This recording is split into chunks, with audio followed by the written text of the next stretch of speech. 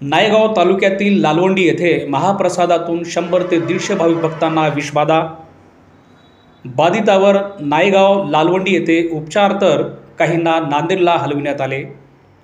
नायगाव विधानसभेचे युवा नेते रवींद्र वसंतराव चव्हाण यांनी विषबाधितांची घेतली भेट।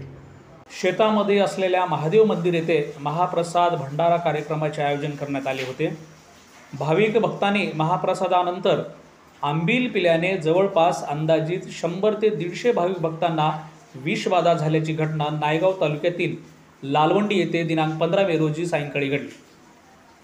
या महाप्रसादात ज्यांनी आंबील पिले अशांना रात्रीतून संडास उलट्या सुरू झाल्याने एकच धावपळ उडाली।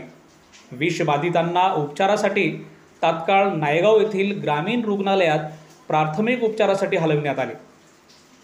नांदेड लोकसभेचे उमेदवार वसंतराव चव्हाण यांचे सुपुत्र नायगाव विधानसभेचे युवा नेते रवींद्र वसंतराव चव्हाण यांनी विषबाधित रुग्णांची भेट घेऊन त्यांची विचारपूसही केली व रुग्णालयातील सर्व डॉक्टर कर्मचाऱ्यांना विषबाधितांवर तातडीने उपचार करावे असे निर्देशही दिले। नायगाव तालुक्यातील लालवंडी येथे महाप्रसादातून 100 ते 150 भाविक भक्तांना विषबाधा।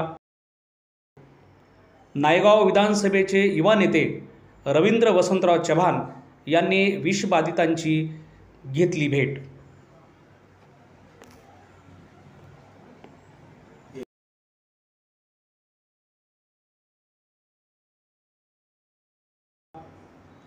बाधितावर नायगाव लालवंडी येथे उपचार तर काहींना नांदेडला हलविण्यात आले।